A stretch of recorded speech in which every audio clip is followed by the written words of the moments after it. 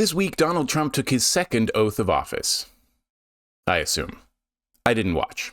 Liberals and Democrats who had been calling Trump a racist and a fascist were now insisting on a peaceful transfer of power. It was very much a "you can excuse racism" moment. Why didn't liberals try to disrupt the inauguration? Why didn't they do more to hamper the rise of Trump and the modern fascist movement? These questions are part of a bigger question, the question this video attempts to answer. Why are liberal methods so weak at stopping authoritarian and fascist systems? You might ask, why am I addressing liberals? Isn't the right wing the problem? Shouldn't we be supporting liberals when the right is in power? First, I talk about the right wing a lot on this channel, and you can check out this series if you want to listen. Second, if liberals are really in opposition now, they'll need to do more than they're proposing if they want to resist the Trump government. When I say they, when I talk about liberals, obviously I'm speaking very generally. Individuals don't always conform to political labels, especially if they learn and change and grow. Whatever you are, there are many people who think this way, including most of the people I know. A lot of folks mistakenly call liberals part of the left. That's how people talk in the US. This misunderstanding is a product of the limits of what's considered acceptable political discourse. Noam Chomsky pointed out all you needed to do to keep people complacent is to limit public discussion of politics or other important issues to a narrow range of what is acceptable and allow rigorous debate within that sliver of the spectrum. For example, should we go to war with Iraq or not? You can go over all the pros and cons, but when was the last time you heard someone at MSNBC or the New York Times question the state's power to wage war? When was the last time you heard someone on TV make the case for disbanding the military? Those questions are way past the limits of acceptable speech, so you don't even know it's possible to think that way if you don't venture outside the corporate media. Liberals are on the left side of that debate, but they're missing the key ingredient of leftist politics: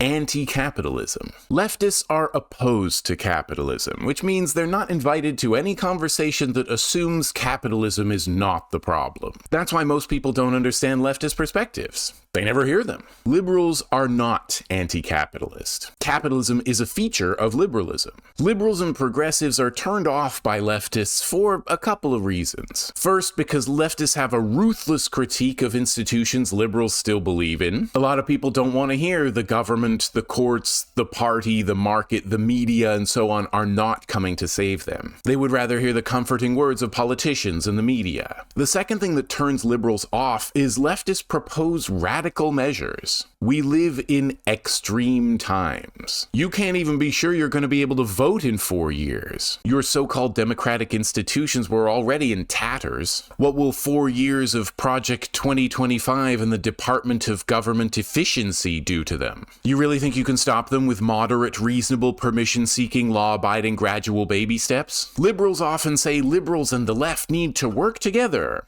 Or at least they do when leftists are criticizing them. Well, leftists are already doing stuff. You can come join, but it's probably stuff you won't like. Because if you're not opposed to capitalism or police or borders, and you don't want to do anything that could possibly get you called extreme, what are we supposed to do together? Peaceful protest? Letter writing campaign? Satirical late night comedy? If you're organizing a rally for solidarity with Palestine, great, maybe I can help. But what if someone at your march starts breaking the windows of a Starbucks with nobody in it? Surely you can see why someone would do that, right? Starbucks is a huge, powerful corporation, and if that weren't enough, it regularly subverts its employees' attempts to unionize. Anything you do to interrupt service and make the company pay diminishes its power, however little. What's more, it actually adds a threat to your protest. You're telling the ruling class to reverse policy, or there'll be more of this. But many liberals would unequivocally condemn such behavior, saying it's wrong and illegal to look good for the cameras and the cops. If they hand you over to the police, they were never your allies, just unpaid agents of the state. Stories abound of liberals abandoning and selling out people who were more radical than them because they weren't ready to do something that would have an effect. So leftists have reason to be wary of organizing with liberals. If you consider yourself a liberal or a progressive,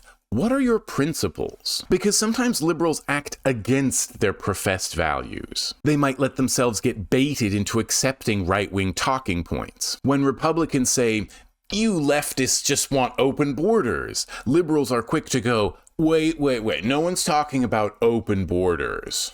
Actually, yes, we are. If you watch my series on nations, borders, and culture, you might too. You might have seen this the other day. Can you see what's wrong with it? First, it's capitulating to the logic of the other side.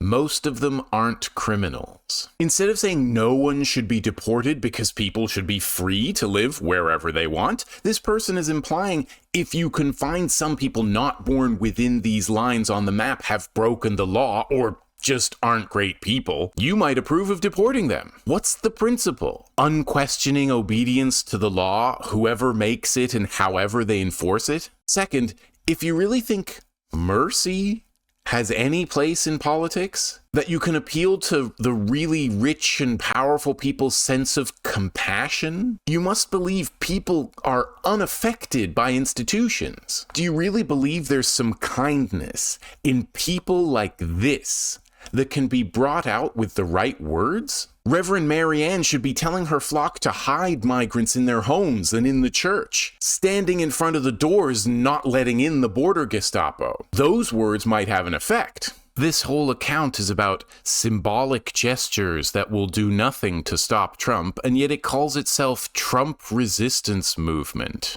We'll go into resistance later. It doesn't look like this. Why would liberals support any deportation? Is ethnic cleansing a liberal principle now? Why have any borders or immigration laws at all? Is it because you trust the Trump government to sort the good people from the bad? No, but you trusted Biden to? It's the same state. It's mostly the same laws and people. Did you know border guards occasionally kill or traffic the people they're deporting? Obama and Biden deported millions of people, and liberals continued to support them. And hey, I'm not going to fault you if you're now ready to work against the state because Trump is planning mass deportations. But will you stop if Democrats start doing it? If not, great. You can be against deportation on principle. Liberals whose principles are more like suggestions get angry when you voice legitimate criticism. For instance, practically everyone I knew on Facebook got blocked by the page Being Liberal for pointing out that FDR, the guy in their profile pic, indefinitely interned 120,000 Japanese Americans because they were Japanese. So you can't criticize their heroes, least of all the current Democratic candidate. Not right now, they might say. Hold off on your criticism until after the election, so the truth doesn't undermine my candidate. Don't criticize now, they just won the election. Give them a chance. Don't criticize them now, we need unity in the face of the threat. Don't criticize them now, the next election is right around the corner. When only the short-term goal matters, the reasons for setting that goal get lost. Why did you want to win elections anyway? To free people? To end poverty? Or to manage the decline of the American empire in a less cruel way than the Republican Party? Are you anti-racist on principle? Or does your anti-racism depend on who's nice to you? I've heard so many people say white people will drop the cause of anti-racism and even say something racist just because someone criticized or yelled at them. It's not just liberals, of course, but all those of us who don't interrogate our beliefs and biases. I've been yelled at for saying rude and callous shit. I learned not to get self-righteous and learn from it. Is your problem with the systems of power that there aren't enough women or black people in the halls of power? The real question is, why do we have those halls at all? Why do a few people get to make all the decisions? Why are people able to accumulate wealth? Why is it you can do whatever you want to whoever you want as long as you have money? One answer to those questions is the law. The main purpose of the law in a capitalist system is to protect capital. So why would you consider the law legitimate? Why should a few people have the power to criminalize and punish others? As part of protecting capital, the law imposes the morality of the people who make it on everyone under the state's rule. So look at what the right wing is doing. Why should anyone have the power to decide trans people don't get to transition? Why would it be right for the state to have that power? You can't just take that power away from the state because it takes whatever powers the people controlling it want. So the power to criminalize transitioning was just sitting around, waiting for the patriarchy party to make trans people into an issue. This system does not exist to protect people, but to marginalize and criminalize them when it's in someone's interest to do so. What about war? Is the only problem with a war or method of waging war that it might be illegal? Or would you agree all wars initiated by states and empires are wrong? Likewise, do you support the police arresting someone for drugs or shoplifting? It is the law, after all. Do you let the law tell you what's right and wrong? Some politicians and judges wrote something down, therefore it's morally correct? If you consider yourself a liberal or a moderate or something and you're finding I'm not representing your views, good.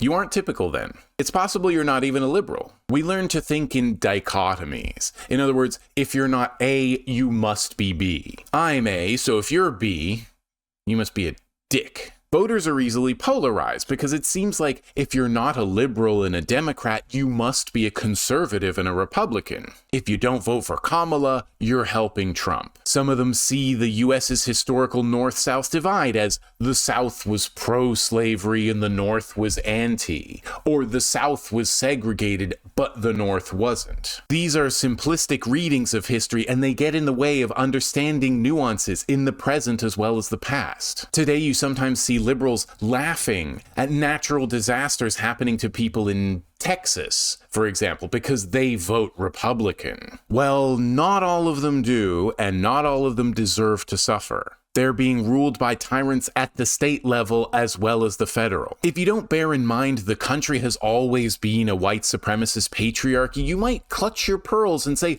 this isn't the country I recognize, when the violence is undeniable. You didn't recognize it because you had rose-colored glasses on. Just like I thought racism wasn't a problem while I grew up under a white settler state on stolen, segregated land. We were given the impression things weren't so bad, that institutions were redeemable if they had the right people, that we should keep faith in the system and continue to work within it to make things better. The main vehicle for liberals to work within the system is the Democratic Party. What have the Democrats ever done for you other than reassure you? What did they do to try to stop the war on Gaza? How many billions of dollars in weapons did they ship in 2024 to Israel to turn Gaza to rubble and ramp up land grabs in the West Bank? Do Democrats give anything to the poor other than the occasional lip service? What have they done to stop climate change? Have they eased restrictions on immigration? Have they decriminalized drugs and closed prisons? Have they tried to roll back the surveillance state? Have they implemented worker protections, consumer protections, environmental protections? They're one of the two main parties. If their actions matched their rhetoric, the US would have far less poverty and a much cleaner environment. But it doesn't. In fact, the Democratic Party tends to subsume and neutralize all but the most radical movements for change. If you don't analyze why the Democrats never seem to do what they promise they're going to try to do, you might say it's all the Republicans' fault. It's always the Republicans' fault, just like Republicans say it's the Democrats' fault. Actually, they're both right. The effect of the Democratic Party is not to counterbalance Republicans, but to legitimize them. Voting for Joe Biden or Kamala Harris legitimizes the whole electoral contest, making Democrats complicit with putting Trump into the White House. The assumption when fielding a candidate is that whoever wins will now have a huge amount of coercive power at their command. If you think that's okay, then you can't really complain when someone whose policies you hate takes power, because you thought it would have been okay if someone they hated took power too. I'm saying on principle, no one should be able to take power. No one should have legitimate coercive power over other people, even if they won an election or have money. Systems of power should not exist. Until they don't, I think it's okay to disrupt and prevent the exercise of state power. There are other things we do with an eye to hurting the people in power, but that end up legitimizing the system and therefore anyone who controls it. Satire that criticizes individuals on the assumption that the institutions are sound. Separating people into law-abiding and therefore good, and law-breaking and therefore bad. Peaceful protests to ask politely for change. They might be outlets for letting off steam, but they do not stop people from wielding power. But we never learn in school how these institutions really work. We learn to think individuals are the key to everything. You get the right people with the right intentions in the right seats, and then the system works for the people. So why does that never happen? Systems have their own logic. Oppressive systems like the state can never be transformed into systems for eliminating poverty and oppression and injustice. States cause those things in order to create and expand the wealth and power of the few. This focus on individuals makes many liberals think they can insult those currently in power and thereby undermine them. A lot of their insults just confirm Trump's value in the eyes of his supporters. Some liberals make jokes that dehumanize fat people, trans and queer people, folks with mental illness or physical disabilities, all to get a laugh from people who dislike Trump. If you don't mind throwing vulnerable people under the bus, what do you even object to about Trump? One thing that characterizes liberals today is their continued belief in liberal democracy. Liberal democracy is the predominant political system in the world today. If you believe its promises, it makes us all free and equal, grants us a measure of power over political affairs, dispenses justice, and upholds human rights. In practice, none of those things are true. That's why so many people don't believe in it anymore. The left wing doesn't really believe in bourgeois democracy, but what to replace it with varies enormously. Conservatives might still believe in some form of democracy, but the right wing is now represented by guys like this, so that's who they're supporting, whether they realize it or not. Liberals tend to think, despite its flaws, liberal democracy is the only system worth having, and despite it not living up to its promises, maybe it could one day. Due to the belief in democracy and the lack of ideas that result from going to school, the only way most of us can think of fighting back is by working through existing institutions. But unless you have billions of dollars at your disposal, the institutions don't care about you. We've seen how effective voting in a rich white man's democracy is at making the state do what you want. It doesn't replenish the coffers of social programs. It doesn't diminish the power of the rich. It doesn't clean up the environment. It doesn't uphold human rights. What other ways could you work through the system and waste your time? You could try to get a law passed just to have it repealed later, or vice versa. Get a proposed law canceled by popular outcry, just to have a similar one passed more quietly later. Remember SOPA and PIPA? No? How about now? Some legislation that was going to gut online privacy protections faced huge backlash, so they weren't passed. Then, just a couple of years later, Congress passed CISA, which was pretty much the same. You might not remember CISA, though. We didn't have a meme-based campaign against it, so it passed. The point is, if the ruling class want their shitty laws, they will find a way to get them through. You can't oppose them on their home turf. Democrats make a show for the cameras, but they don't really stop their supposed opponents, do they? Sarcastic applause, for example, did not stop Trump in his first term. Compliance is not resistance, however rude it is. They'll kneel for Black lives, then grant extra funding to the police and prisons who are killing and enslaving them. These people are not our allies. They're not public servants. They're hucksters. These were the people who were supposed to impeach Trump. The guys committed all these crimes that would earn anyone outside the oligarchy a life in prison. The system did nothing. They prosecuted some people who were involved in a coup, and Trump just let them all out again. Why do any liberals still believe in this system? It can escalate right up to murder if you break a property or drug law, but it won't hold people accountable for the worst and most obvious crimes if they've got connections. And what could you do about it? Talk to them? Everyone wants to be Mr. Smith Goes to Washington, or at least the Winter Falcon, or whatever his name is. You've got to do better, Senator. Both of those guys tried talking to and reasoning with people who aren't interested. They don't have to listen. They don't care. What does do better even mean? They work for people and systems that do not work for our interests, that cannot be made to work for our interests. It's like telling someone who makes keyboards they should use the machine to uphold human rights. That's not what the machine is for. It's not your fault movies have lied to you, but if we want to make things better, we should understand the systems we live under. A more realistic movie to aspire to would be 12 Angry Men. You could make a difference in someone's life by being on a jury. Have you heard of jury nullification? There's a link in the description. One great thing about those men? They're angry. Angry people are ready to get things done. Not enough people are angry at what's happening. I want to see liberals get angry. It's possible some liberals don't get as angry and active as they could be because these problems don't affect them as much. Like, we'll march for George Floyd and abortion access, but what if marching doesn't lead to justice? Are you ready to take it to the next level? I've been talking for a while now. Let's take a short tea break.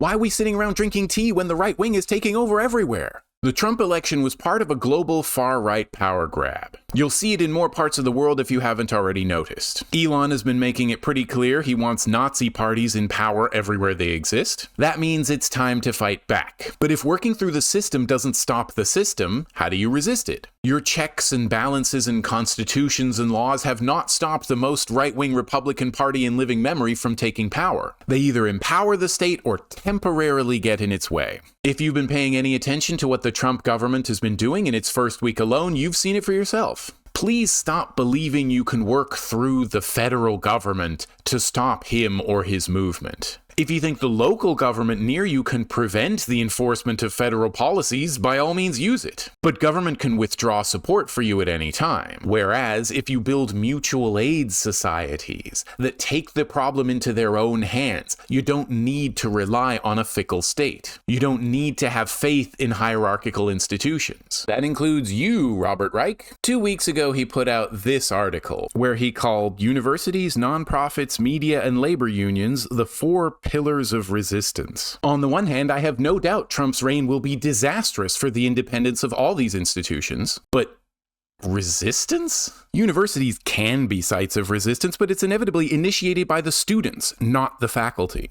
Faculty tend to be conservative. For example, even the liberal and leftist academics mostly just write about resistance rather than doing it. But maybe that's what Reich thinks resistance is. Students have been getting silenced and arrested since long before Trump came along. The people at the top of the university hierarchy are usually the ones who call the cops. Nonprofits have never really been resistance. So many of them rely on funding from state and corporate sources. Trump can attack those organizations, but they were never really going to slow him down much. That said, the government still lacks the tools to stop people from organizing in small, secret organizations. Maybe that's the way forward?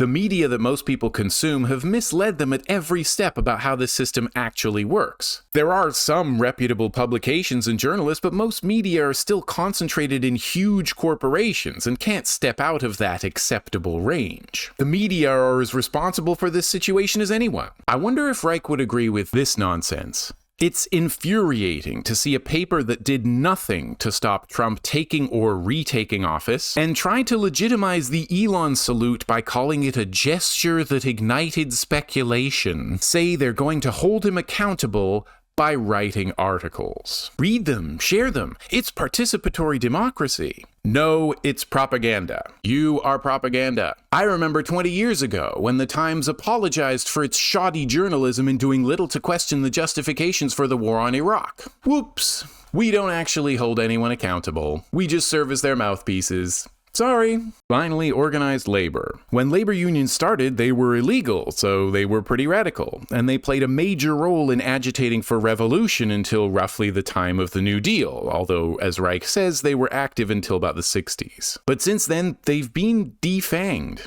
Unions are always a potential site of resistance, as going on strike stops the flow of capital. But more unions need to strike both for themselves and in solidarity with the people most under attack. Trans people, migrants, sex workers, racialized people, disabled people, homeless people. And again, you don't need a union. You can accomplish a wider range of things in small underground affinity groups. Trans people. Hey, the fascists want to kill us. Can you do something? Liberals. You are so brave and courageous for being yourself and living your truth. Trans people.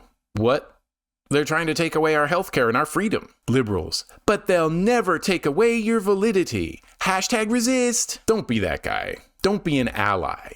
Be an accomplice. Make fascists afraid again. But if that's too illegal for you, there are always the 4 pillars of resistance. But these are very weak pillars. It's no wonder it's so easy to take over your so-called democracy. Reich's idea of resistance reflects his background in government and academia. Resist as long as you don't break any of the rules. These are the people who tell you to take the moral high ground, as if the government is powerless to resist your sense of moral superiority. An assumption built into this advice is it's morally correct to work through the system, even when it does nothing for you and everything to you. Conversely, it must be morally wrong to work outside the law. Gaius says, I'm completely perplexed by the liberals who truly believe Trump is a fascist, but also think that doing anything to avoid handing power over to him is cheating? Was calling him a fascist empty rhetoric to get the Democrats elected? Or are you not putting up a fight against fascism? Do you care about stopping fascism and saving lives, or about being able to say you followed all the rules? The moral high ground is a great vantage point from which to see these people take away everything you care about. Are you going to keep your faith in the system to correct itself, despite having no reason to think it will? Why would you think it's right to obey the law when it's made and enforced by people you hate